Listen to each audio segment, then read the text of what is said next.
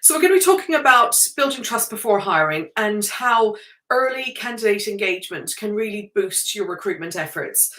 And there's a few reasons for that. So let's go through some of those reasons. So the things we're going to talk about this morning, first of all, we're going to talk about why trust before hiring is important. And trust is important in not just before hiring, but during the hiring process, after the hiring process, and of course, in the longer term, it's so important to have employee trust to retain your employees for the long term. But we're going to talk about mostly today why it's important before hiring and during the hiring process. And then we're going to look at the psychological contract, and I'll tell you what that is in a moment. Some of you will have heard of this. If some of you have been to my sessions before, you may have heard me talk about the psychological contract. It's really important to be aware of this and to know when it starts to become formed. So I'll talk about that.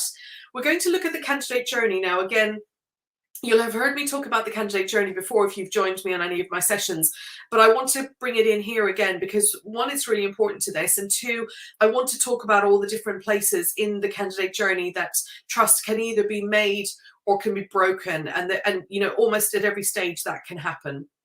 We're going to then talk about how you can get trust in the early stages of your hiring or before you're hiring, and how you can really build that what I call know, like, and trust factor.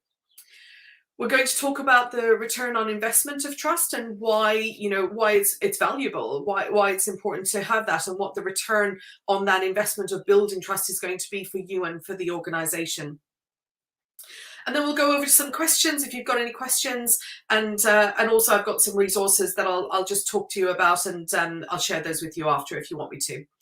As I go through, what I'll do is I'll stop every couple of slides and see if there's any messages in the chat box. So feel free to pop any messages in the chat box as we go along, and I'll pause every few slides and check and answer any questions as we go along. And obviously, we will then have a question section at the end as well, if there's anything you want to wrap up with.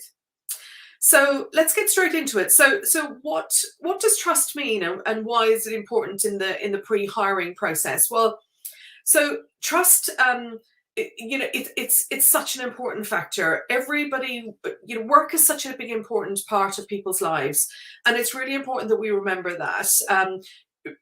People come to work for a bigger chunk of their lives than they, have to spend at home or spend on their social activities.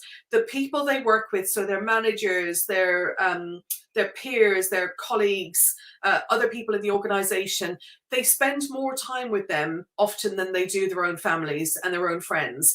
And that is even true in a virtual world. And in some ways, it's actually even more true in a virtual world. I don't know if you're anything like me, but I spend a lot of my day sitting on Microsoft Teams on meetings with multiple people, and actually probably have more meetings now than I used to have when we were face to face. And second of all, I'm having meetings with more people and different people than I would have had previously when we were face to face, because of course on Teams or on Google Meetings or whatever platform you're using, you can have meetings with multiple people at one time, and so the trust becomes even bigger. There's conversations that happens in those meetings. People have WhatsApp groups and things like that, and it's really important to be able to trust the people that are in those groups. And so that trust in an organization is built way before they actually start working for the organization. It's built way back in the awareness stage, and this is where the candidate journey comes in. And I just wanted to bring this quote to you, and I love this quote. And we all know Maya Angelou has had some really inspirational and really things to say that people really are really inspired by. And this particular quote I thought was really important. And she said that I've learned that people will forget what you said, people will forget what you did, but people will never forget how you made them feel. And that's so important in the hiring process. The hiring process is a process where people are vulnerable. They're putting themselves out there. They're talking about themselves. They're putting themselves in a position where, they're opening up to somebody. And so, you do need to remember, or us recruiters need to remember, that they're vulnerable at that stage.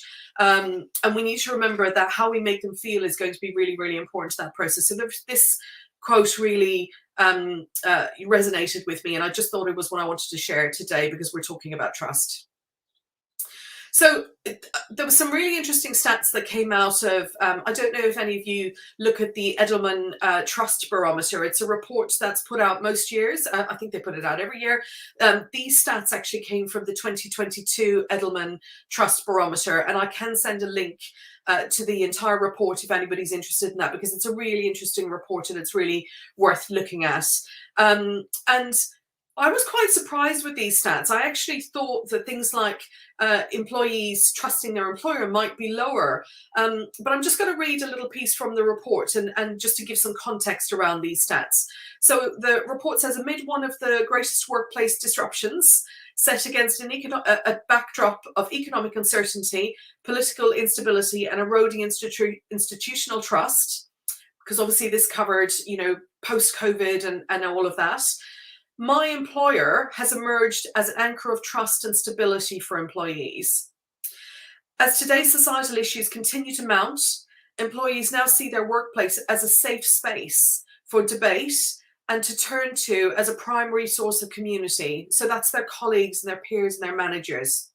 And they turn to those as a community before their neighbours, before their friends and family often, and they talk about in the report, before religious organisations often. And so that's where these stats have come from. So in the report, and this is a big report, so this is a hefty, well-researched paper, if anybody's interested in reading it. And they found that 78% of employees trust their employer. And that's really, really brilliant, because I genuinely thought it would be less than that.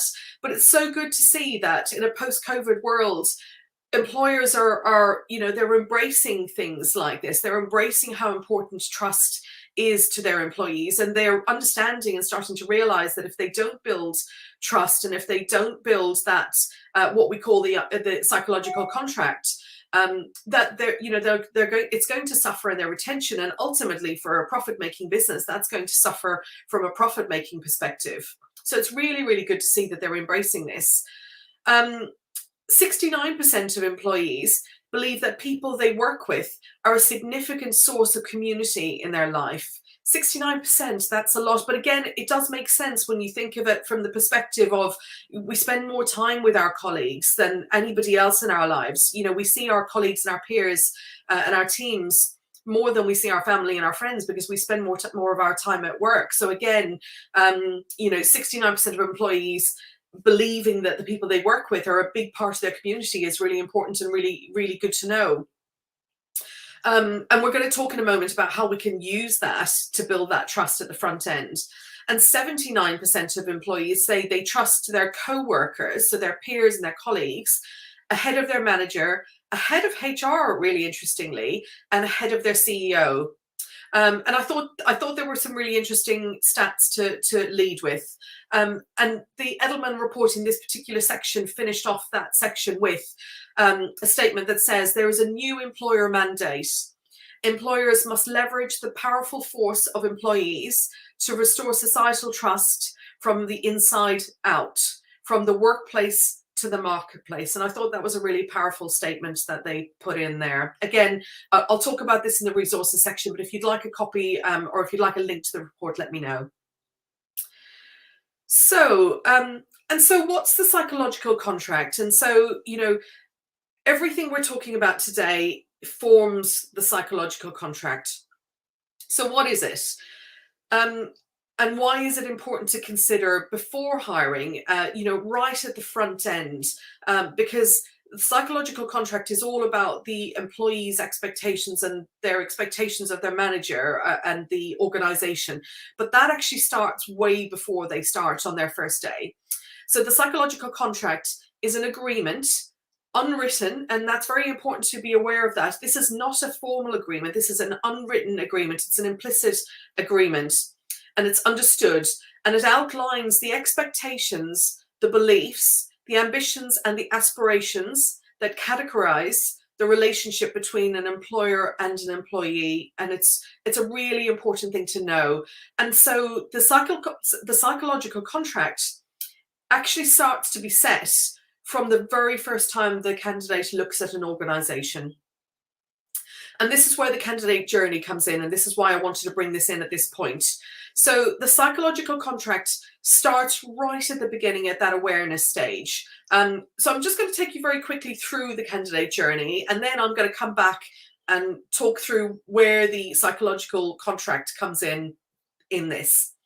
And so the candidate journey starts right from awareness. So awareness is when they first become aware of an organization. Now that can be in multiple different ways. That can be from advertising, that can be from employer branding. They might see you on social media. And in fact, social media is a brilliant way to build awareness and build your brands in the current market. They may hear about the organization from a friend or a family member, or they may just hear something, they may read an article. There's all sorts of things and ways that they'll become aware of the organization. The second stage of the candidate journey is then consideration. So they move from being aware of the organization to thinking, okay, this is an interesting organization. This is an organization I think I could work for. This is an interesting organization that I think I could consider an employment opportunity with. So they start to consider the organization, and then they move to a more tangible interest. So, at the interest stage, they actually start to look a bit deeper, and they start to look at the company's website, and look at platforms like Glassdoor, and look at the LinkedIn page, and look at the LinkedIn employees, and other social media platforms as well. And they start then to engage. They might start to follow the social media pages. They might start to connect with current employees. They might start to comment on content and on information that you're putting out onto social media. So if you put information or content out on your business page, they might start to comment and certainly are reading that.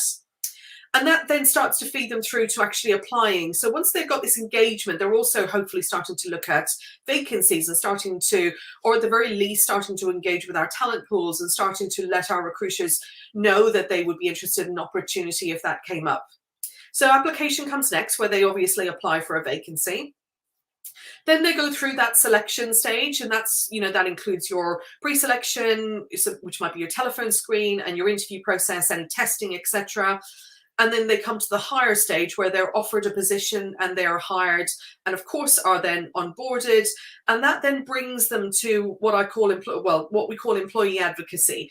And so the candidate journey, previously was really considered only on the bottom of that table. I don't know if you can see my mouse here, but it used to be considered in this section here.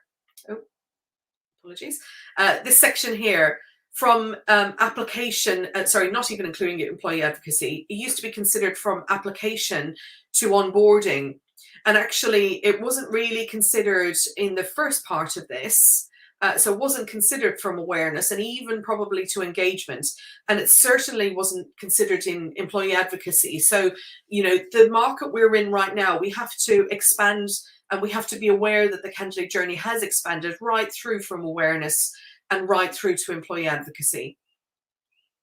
And part of our role as recruiters is really thinking about how we can get our prospective candidates from awareness to employee advocacy. And so just coming back to the psychological contract and where that's built or broken along this process. So awareness, as I said, is where they become aware of you. So that might just be, seeing the organization on social media. It doesn't mean that there's any connection there. It's just becoming aware.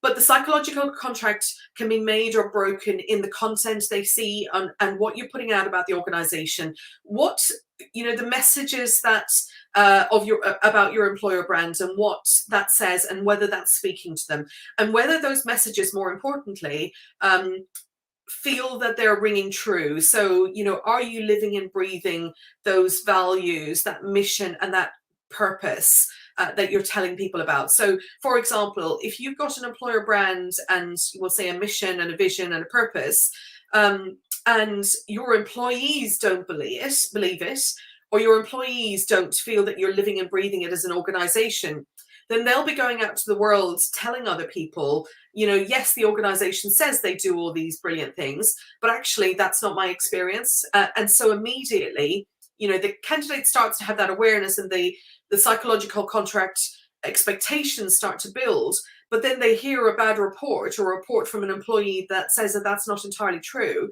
and that's immediately broken. And so that's why it's so important from that early stage. So, you know, that employer brand is so important to every single part of this candidate journey, and that psychological contract and not breaking that is so important to every part of this candidate journey.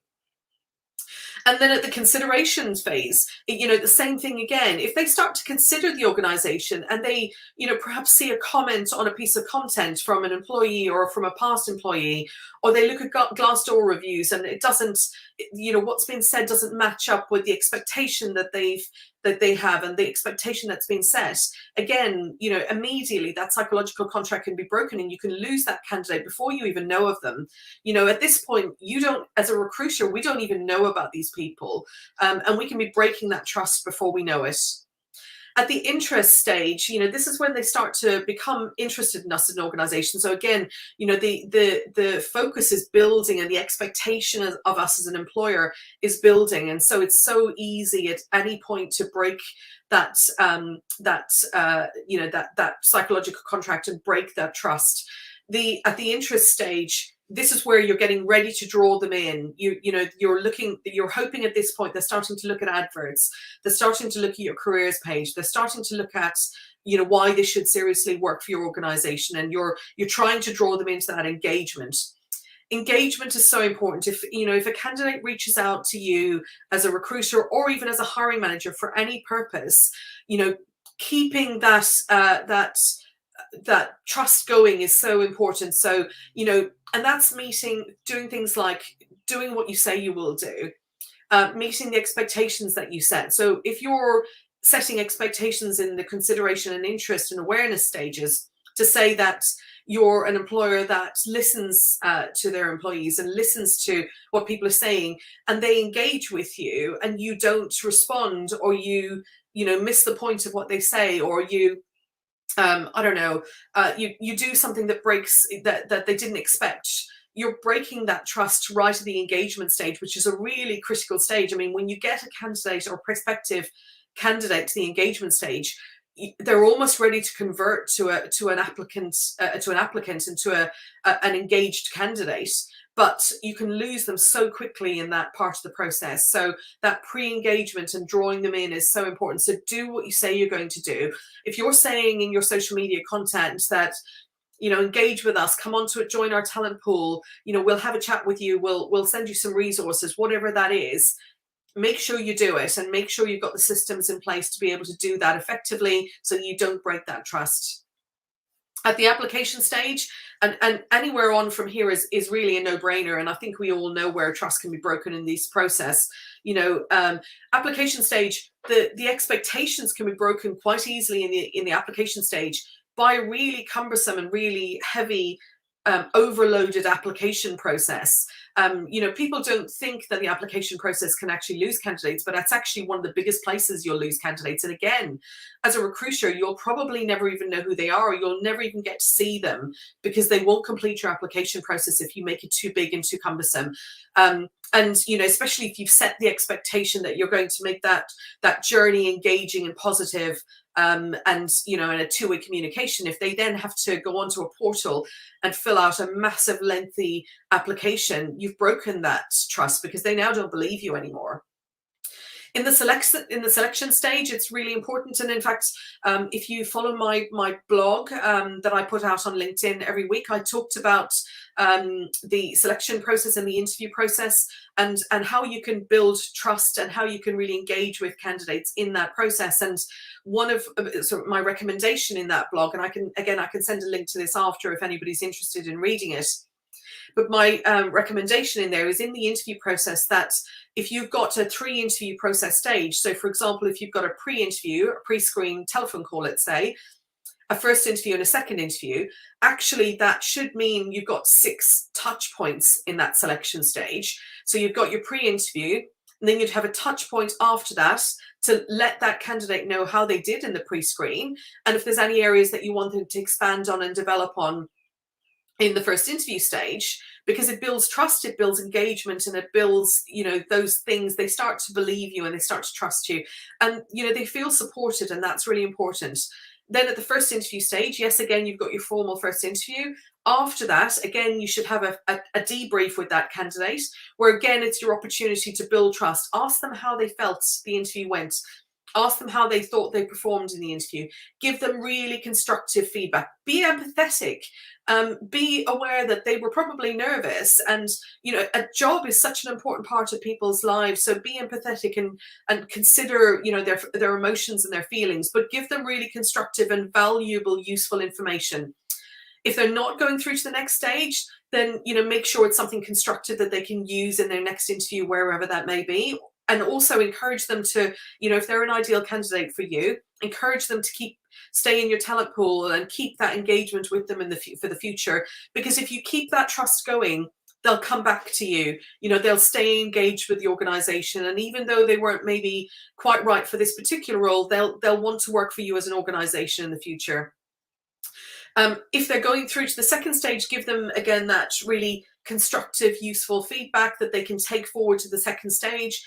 And then at the end of the second stage, again, or the final stage, whatever that is, again, really useful, practical, valuable, constructive feedback is really critical, whether they're successful or not. Obviously, then you get to the higher stage. What I will tell you, and it's one of the things in ROI, if you've done all these things and if you built trust all the way through this process, your offer stage will be so much easier, because you will have understood their motivations. You'll have understood what drives them, what's important to them. If you're asking all the right questions and you're engaging up front, the offer stage should not be complicated, because there should be very few surprises. So, a candidate shouldn't regularly, I know this happens sometimes and you'll never get rid of it completely, but on most occasions, you should have a very clear picture of what that candidate's looking for in terms of the expectations of the role and the remuneration package. So when you offer it to them, you should know if they're going to accept or not. You should know if they're likely to negotiate. And if you think they're likely to negotiate, you should qualify that up front, and you should be talking about a pre-offer before you get to that point. And that's a big question in itself, and I'm going to come to that another day. But just remember that in the hiring stage, again, trust can be made or broken by, perhaps offering them a remuneration package that was not in line with their expectations, or the expectations that you set on the way through the process. You can break trust in an instant that way. And all through the onboarding process, when you're onboarding, again, you've got all these expectations that you've given the candidate in the what we call almost the honeymoon period. You're telling them that there's all these wonderful things and how you're on board them and how you're going to look after them and support them. Make sure you deliver on that. One of the key things to retaining people for the first 6 to 12 months is by a really strong and solid onboarding process, and by meeting the expectations that you have set as a recruiter or as an organization on the way through that selection process. And that's how you get to the employee advocacy stage, because if you've done all of those things, if you've built trust, you've built that engagement right from that awareness stage, you've now got an employee that likes the organization, that is proud to come to work, and that and that trusts you ultimately. And what they're going to do is they're going to tell their colleagues that, if one of their colleagues are having a bad day, they're going to remind them of that, and you're going to improve that staff morale. But also, and more importantly, they're going to talk about that in the world. They're going to put that on Glassdoor. They're going to comment on social media that they follow and talk about what a wonderful organization it is. Pardon me, talking too much. But employee advocacy is such an important part of attracting the right candidate to the organization. Apart from anything else, a really robust employee referral program brings in really good quality candidates typically, and you will only get that if your employees are advocates of the organization. Oh, sorry, wrong way. Okay. So, and I've talked about this before, but a lot of the things that we're hearing in the candidate market at the moment, and even though, some organizations recently, there's been a lot of noise about redundancies and people letting staff go, it's still a challenging talent market. And I think any of you that are recruiting at the moment will know this, particularly in those really hard to find, highly skilled areas. We're still hearing that candidates are rejecting. We're still hearing that candidates are ghosting. In fact, I saw one of the people I follow and follows me, and somebody who's been to my sessions before, from an organization, sharing a piece on LinkedIn just yesterday about candidate ghosting, and and why that's so challenging in the current market. That is because they're not committed. They're not bought in. They don't have that engagement. You haven't built that trust, that know, like, and trust factor right from the awareness stage. And the only way you can change these words and this language is by changing the way you engage with candidates up front. And so again, if you've been to my sessions before, you'll know that this is what I call the sweet spot. So what we want to do is get your candidates, we want to get them engaged. So, draw them in, engage them, get them to know us as an organization, nurture them, build those relationships. And that's the only way you're going to get to trust. So we want to get them to trust us. And that's the way we'll get them to, that sweet spot, which is accepting our offer, and of course, starting with the organization. And so this is what I call the high converting candidate journey. Now, I have added in a piece on the onboarding process, and actually you'll see that it replicates the top section up here, which is the nurture process, or the nurture sequence, as I call it. And so just very, very briefly, I'm not going to spend too long on this because I want to get to questions. Most candidates, they'll come through your ATS. And this is a very shortened version of the recruitment process. I'm well aware that it's got a million other stages, and anybody, I think Alan, it was you that mentioned in the last session that the recruitment process is so complex, and it can be far more complex. So I've simplified this quite a lot. They come through your ATS, we shortlist, we interview, we offer, and we onboard. If they're rejected at the shortlist, interview, offer stage, or the candidate rejects at any of those stages, they go to this rejected box. What we then want to do is, first of all, qualify if they are an ideal candidate profile. So if you reject them as a hiring manager or as a recruiter, that might not mean that they're not they might still be an ideal candidate. They might just not have been quite ready for that role, or it might have been the wrong role for them. So first of all, qualify if they're the right candidate for your organization. If they're not, give them some really good quality, constructive, empathetic feedback, because you want them going out to the world saying, look, I had a great experience with that organization. It wasn't right for me, but they were brilliant people. But if they are an ideal candidate profile, then make sure again you give them that constructive quality feedback. Invite them to become part of your talent pool and to keep in touch with you as an organization. Segment them into the individual targeted staff groups so that you can then target them later effectively and efficiently. You bring them into your talent pool. You set up an automated, personalized nurture sequence. So you start to nurture a relationship with them. And I say automated because unless you've got a really big resourcing team, you're not going to be able to do this manually with each candidate, but you can do it really effectively using an automated process if you have the right CRM system. So that's candidate management, candidate relationship management system will build this nurture sequence for you. And you need to bring in that continuous communication. So, and creative communication. Creative communication on a continuous basis is not sending job alerts. That is not creative, and it's not engaging communication. Engaging communication needs to be keeping them abreast of what's happening in the business, telling them stories about your organization, employee stories. There's all sorts of things you can do here, but continuous creative communication is really important to continue that nurture and continue that relationship. And then bring in those human touch points when you can and when they're appropriate. And your process will be different to everybody else's process. So really think about when you need the human touch points, and use your human resources, your people in your resourcing team, to make those human touch points at the appropriate stage, and use your CRM, your customer relationship management system, to do the automated stuff. Then you're going to use those human touch points for that really targeted sourcing. You're going to target those talent pools to when you have a vacancy in those areas, and you've got a pre-nurtured, a pre-engaged bunch of candidates who are ready to apply for your vacancies, who then, when you then draw them into your ATS and go through that normal process. Just very quickly on the onboarding process, in an ideal world, you'll replicate that top sequence in your onboarding. So you'll offer them the position. So the first stage of onboarding is to offer them, and then there's a big gap. We all know there's a big gap between the offer and the offer accepted and the person actually starting on the first day.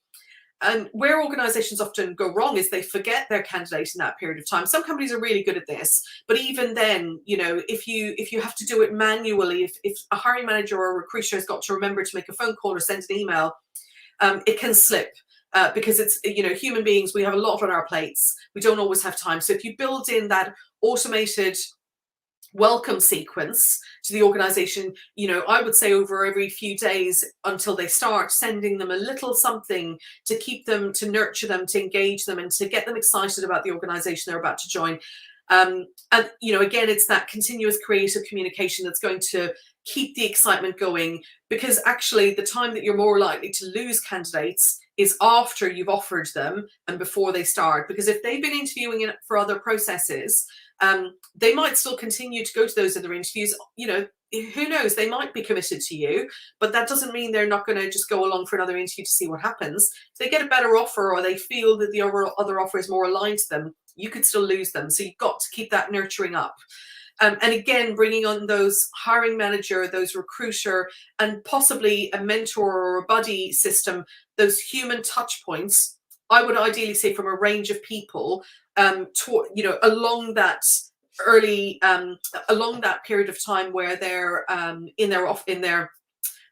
that period of time where they're in their notice period before they start with you, just to maintain that relationship and really get them engaged, really get them drawn in, really get them connected, and feel that they're now committed because you've got a personal relationship with the people that they're going to be involved with. And that's how you get them through to that start date. Right, I'm just going to pop over to the chat just to see if there's any. Oh, I've got lots of comments. Right, let's have a look. So, Alan, no, I love that you're a chatter. It's always really good.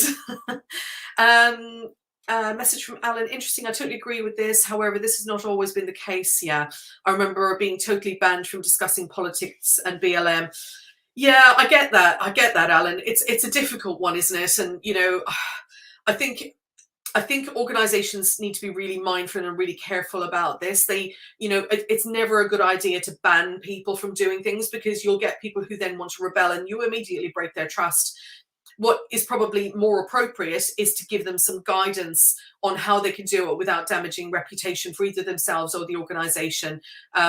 It's a really challenging one, but I personally don't think anybody should ever be shut down, because you immediately lose any trust with candidates and also with employees when that happens. Pre-COVID. My opinion, I think these behaviours are here to stay. Oh, sorry, Alan, I'm not sure which one that was. I should have checked these messages earlier. How many people are very brazen now and will be transparent that they're still attending interviews? In agency, one of the things we did when a candidate accepted an offer is we would specifically ask them what else they had in process and whether they were considering going to those interviews or not, and we'd give them some guidance on that. And in agency, you have built a relationship. The whole point of being a recruitment agent is to build a relationship with those candidates so that they will accept your offer. Because if they don't accept your offer, you're in trouble. But on the flip side of that, if they're going through agencies and you're an internal or an in-house recruiter, then the agents, if the agency has them in a recruitment process, they'll be encouraging them to carry on going to the interviews, even though they've accepted your in-house offer. And they'll be really pushing them to do that. So you need to remember that agencies, on the other hand, so as an in-house recruiter, ask them what other processes they're involved in, whether they think they'll carry on going to them, and don't. It's important to just let them be honest about that, because if they're not honest, they just won't tell you, and then you get that surprise where you don't know. But I would definitely be very, very careful with that, especially if you find out that they're going through an agency, because that agency will be pushing them to attend those other interviews. And if they get an offer, they'll be pushing them to accept that offer. That was around candidates pulling out. What would you do if they said yes? The behaviours of candidates pulling out. Yeah, no, you're absolutely right. It is hard to change those behaviour, and I genuinely think letting them feel that they can have that trusting relationship and have that open and honest conversation with you, and that you're not going to judge them and you're not going to force them to pull out, um, is important. Because if you tell them they just must pull out, they're just going to do it anyway, and they're not going to tell you. So it's more important to build the trust with them, and and ask them what can and again, I'll do a session specifically on the offer process, because I think this is a really good one, and I think it's a session in itself. I'm conscious of time, but you can ask them what would make them consider not going to those other interviews. What can the organization do to know that they're committed? Ask them up front, because if they're considering still going for interviews and they're considering still other offers, there's something in your offer that you haven't met their entire expectations. There's something there that you're missing, and it's important to know what that is. You might not be able to fix it, but you need to know. I always say to people, try not to be surprised if somebody rejects. If they reject, be aware that it could happen. Forewarn the hiring manager that it could happen, and be looking at your talent pool and seeing who else you've got in case that person pulls out. But what I'll do is I'll do another session. I'll do a session on that maybe next month, because I think that's a really good one to do. So I just want to remind you of the candidate engagement and nurturing process. So it's first of all identifying that ideal candidate profile. Now, if you want, I've got a resource which is an infographic type document, which walks you through building your ideal candidate profile. If anybody wants to see that infographic, let me know after. Again, I'll talk about it in the resources section. You need to then identify that ideal candidate profile, bring them through and start to build your talent pool for the future. Then engage them, nurture them, and have that continuous engagement with them, so that you're building that know, like, and trust factor. So again, it's really important to think about this. Know, like, and trust is about getting the candidate right from the very beginning, pre-hiring, to know your organization, to like your organization, and most importantly, to trust your organization. And that's, it's a continuous cycle, and that's how you keep building your talent pool in that way. And so just very briefly, I wanted to touch on the return on investment, on building this trust before hiring, and really considering this as part of your recruitment process, and how you're going to build in continuous engagement, how you're going to build in building candidate trust in your recruitment process in the pre-hire stage. The return on investment is your offer is much more likely to be accepted the first time with less negotiation, because you've built and you've nurtured and you've developed that relationship. So you should now know what the candidate's motivators are, what drives them, what's important to them. You should know what you need to do to get that offer accepted before you make the offer. And if you don't, you shouldn't be making an offer. You should be qualifying that. But again, I'm going to come back to that on another session.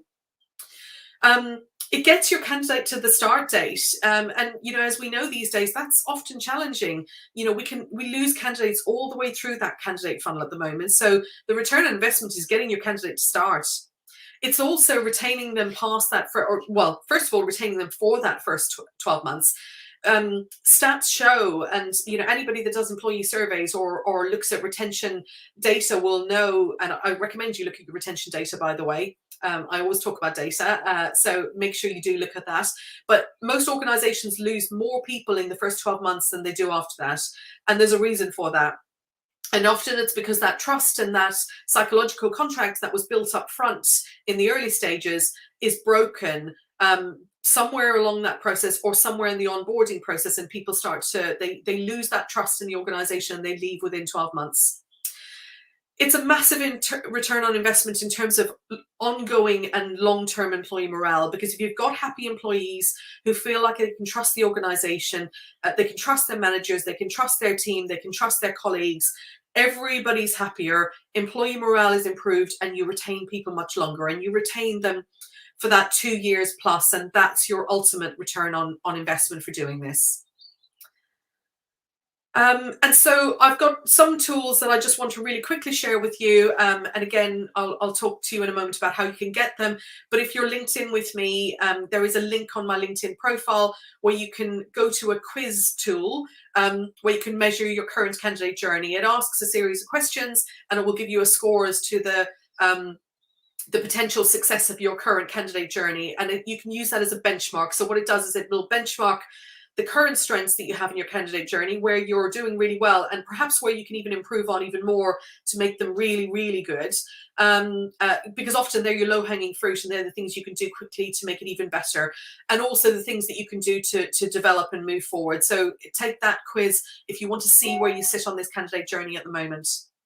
Then I've got some other resources that I'd be happy to share with you, which are relevant to this piece, which is the infographic I mentioned of building an ideal candidate profile. Happy to share the presentation slides, particularly if you want to, look at that process flow in a bit more detail. And of course, I mentioned my weekly blog. That's on LinkedIn, but also you can register for my full newsletter, which is via my website, and subscribe to that. I have weekly content and weekly tips on hiring in there. I also offer implementation support to help you do this. I can offer one-on-one support to either help you do it, or I can build your candidate funnel for you.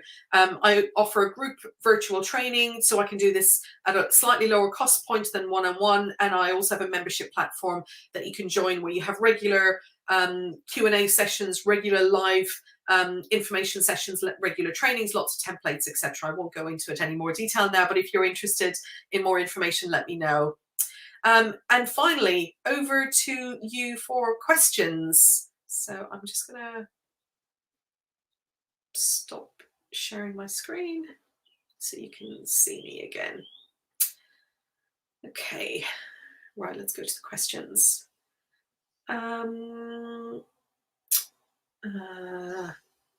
Yeah, Alan, yes, absolutely. So important to have a plan. You know, it's this candidate journey has got to be thought out. It's got to be planned. You've got to know what you're doing, and to make it really work, you've got to pre-build it using automation in a CRM system, so that you're not having to manually do that work all the time, because it's too time consuming.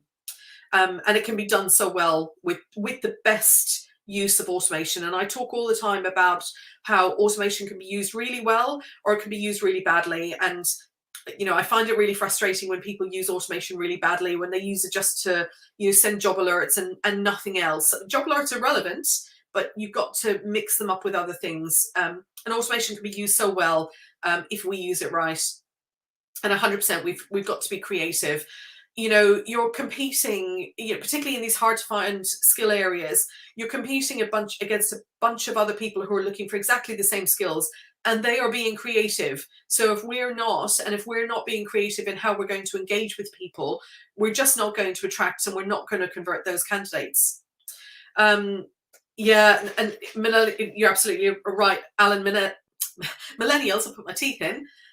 Millennials do typically stay in roles for a shorter period of time. However, there is also stats that show that if you can give them the career, help them support their career aspirations and help them progress their career, then they will stay. So they stay in a role for that period of time, the 1.5 years I think you mentioned, Alan. I think that sounds about right from the stats that I've seen too. However, that's role specific, not organization necessarily. It often turns out to be organization specific, for the simple reason that organizations don't look enough at their workforce plan and their talent planning and their succession planning for the future. So they're not working with those individuals to understand where they want to be and where they want to go, and build a career pathway for them. And so what happens is, because that millennial doesn't see a career pathway within the organization, they leave to find it somewhere else. And often this is because hiring managers are nervous. They're worried that they're going to lose their really good candidate. But what I'll say is, if you don't embrace helping them to grow and develop, and if you don't embrace developing people for the future, you're going to lose them anyway. So it's worth doing it. At least then you retain them within the organization and you don't lose them anyway. CPDs. What's CPDs, Alan? I'm not sure what that is. Any other questions at all from anyone before we wrap up? I know you've got to go in a minute, Alan, as well. Okay. Right. So just really quickly, in terms of resources, there's a few different ways you can get them from me. If you want me to send the slides and oh yeah, absolutely. Sorry, continued development plans. Absolutely. I tend to call them performance development plans, but you know, potato, it's the same thing. Yeah, thank you. I've not heard of it called that, but I actually think that's a really good way of talking about it, because it does imply that it's an ongoing thing, and it's a continuation of their current experience. I've got a lady that I follow and I know, and she talks about squiggly careers. Squiggly careers are careers where you move to the side, or perhaps even move to an entirely different career path within the organization. But everybody's not looking for development that goes up the chain. They're not necessarily looking for promotion. Lots of people want to develop their skills. They want to go broad rather than up. And so that continued development plan is so important to identifying what that candidate is, or employee is. Don't just assume that your employee wants to be promoted. They might not.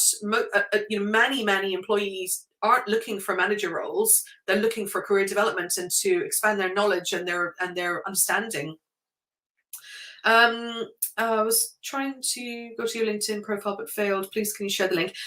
Yeah, I can share the link. Yeah, no problem at all. So the best way to get the resources, just because there's a few different things that I want to send out, is to drop me a private message with connect with me if you're not connected with me. I know many of you on this session today are. If you're not connected with me, do that, and then send me a private message with your email address, and I'll email the details to you, because there's a few different attachments.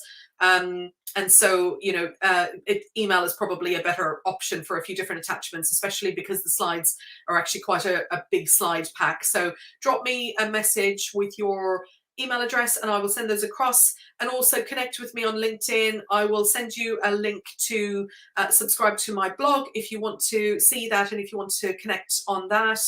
And let me know if there's a particular resource you want. You might not want everything that's available. So if you want the ideal candidate profile infographic to help you build that, then just drop me a message and say, can I get this piece, please? I don't need the slides. Or if you want the slides only, just let me know if you want the slides only, etc., etc. I don't want to inundate you with information that you're not interested in. You're very welcome. I'm glad you found it valuable. I love doing these sessions, as many of you who watch me know, and I'm really glad I was able to share something valuable. Okay, so I'm going to wrap up for today. Thank you so much to everybody that joined live. It's always really nice to know that there's people watching live in the background. Watch out for next month's session. I'm actually running a session which I'll send invitations to shortly on the 9th of March, which is the next one. And I'm going to be doing a live demo on ChatGPT and how you can use that in your hiring, and it's actually a really valuable tool. I know some of you will probably have played around with it so far. I've spent a lot of time playing around with it, and I've really done some analysis to understand how we can use it effectively. So the next session on the 9th of March is going to be about how we can use ChatGPT and AI in general to enhance our hiring. So I'll send some invitations to that over the next week or so. Thanks everyone for joining me. Thanks for your interaction and your questions this morning. And I look forward to seeing you on the next session on the 9th of March. Thanks everyone.